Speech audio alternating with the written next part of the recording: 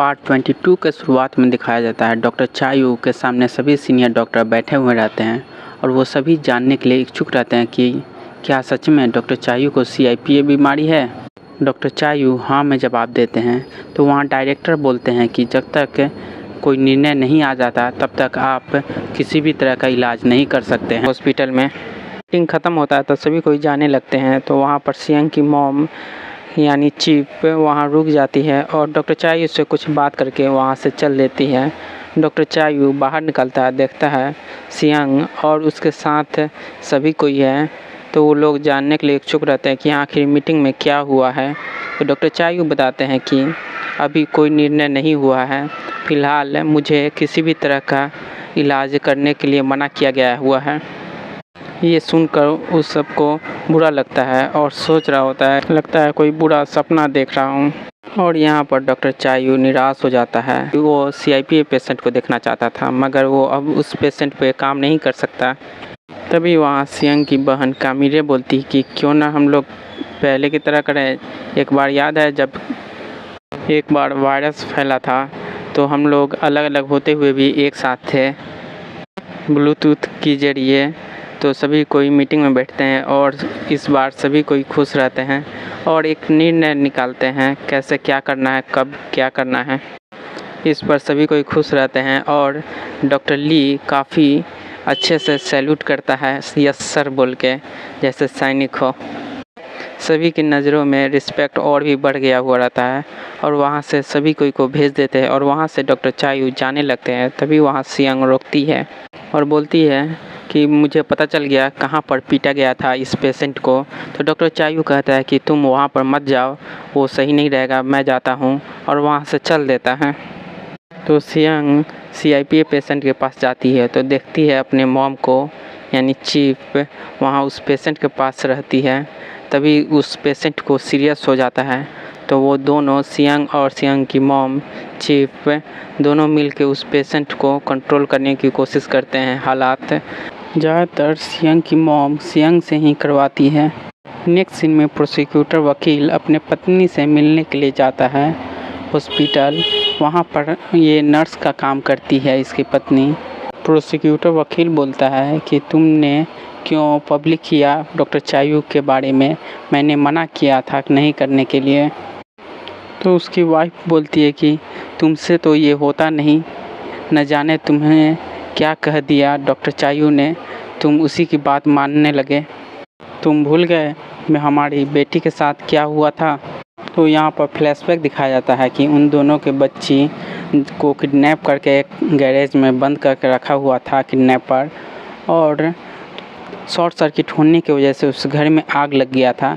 उस किडनैपर को पुलिस उस जगह से ले जा रही होती है। तभी प्रोसिक्यूटर वकील की पत्नी वो काफ़ी गुस्से में रहती है अपने बच्चे के मरने के गम में, और उस किडनैपर को कुछ करना चाहती थी मगर वो कुछ नहीं कर पाई। और वो प्रोसिक्यूटर वकील काफ़ी मायूस भी रहता है।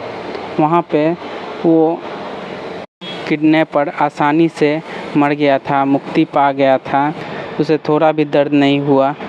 इस पर काफ़ी गुस्सा में रहती है प्रोसिक्यूटर वकील की पत्नी कि वो आसानी से मर गया डॉक्टर चायू के कारण, और ये चाहती थी कि वो तरफ तरफ के मरे। वो काफ़ी गुस्से में रहती है अपने बच्चे के मरने के गम में और काफ़ी दुखी भी रहती है। इतना सुना के वहाँ से चली जाती है प्रोसिक्यूटर वकील की पत्नी। तभी प्रोसिक्यूटर वकील को अचानक ही दर्द शुरू हो जाता है जोरों का, वो ज़मीन पर गिर जाता है। तभी उससे पीछे मुड़ के देखती है तो उसके पास दौड़ते हुए जाती है संभालने के लिए, और वहाँ पर बाकी लोग भी आते हैं मदद करने के लिए। नेक्स्ट सीन में डॉक्टर चायू को दिखाया जाता है जो कि वो जांच करने जा रहा होता है कि आखिर इस पेशेंट को जहाँ मारा गया वहाँ पर कुछ पता चले। तो वहाँ देखने से पता चलता है कि इसे क्या हो सकता है संभावना। तो वो डॉक्टर ली को फ़ोन करके बता देता है कि ये जांच करने के लिए ये संभावना हो सकता है। ये बताकर वहाँ से डॉक्टर चायू जाने लगता है वापस। तभी वो अपने आप से कंट्रोल खोने लगता है। तो नेक्स्ट सीन में प्रोसिक्यूटर वकील हॉस्पिटल में होश आता है। वहाँ पास में ही उसकी पत्नी रहती है और कहती है कि तुम इतने समय से बीमार थे तो बताया क्यों नहीं। तो प्रोसिक्यूटर वकील बोलता है कि मैं नहीं चाहता था कि तुम और परेशान हो, पहले से ही बेटी खोकर तुम काफ़ी परेशान रहती थी और मैं ये नहीं चाहता था कि तुम्हें भी पता चले कि मुझे कैंसर है और मैं अकेला ही तड़पता रहता था। मुझे काफ़ी तकलीफ़ होती थी, मन करता काश मैं मर जाता, मगर किसी भी तरह सहता रहा। इन सब तकलीफ़ों में मैं अपनी बेटी के बारे में भूल ही गया था।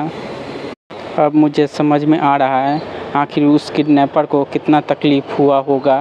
और दूसरी तरफ डॉक्टर ली, सियांग, कामिरे तीनों उस पेशेंट का रिपोर्ट देखकर डॉक्टर चायू को सियांग फ़ोन करने लगती है, मगर उनका फ़ोन उठता नहीं है तो वो परेशान हो जाती है, बार बार फ़ोन करती है, मगर डॉक्टर चायू को रिंग जाता है मगर वो फ़ोन उठता नहीं है। तभी वो 119 को फ़ोन करती है एम्बुलेंस के लिए। तो वहाँ सामने से पूछा जाता है कि आखिर पेशेंट को हुआ क्या है, तो सियांग कहती है कि पता नहीं। तो डॉक्टर पूछते हैं कि आखिर उसे चोट कहाँ लगा है, कहाँ दर्द हो रहा है, किस तरह का। तो सियांग कहती है कि मुझे पता नहीं क्या हो रहा है, प्लीज़ वहाँ पहुँच जाइए जल्द।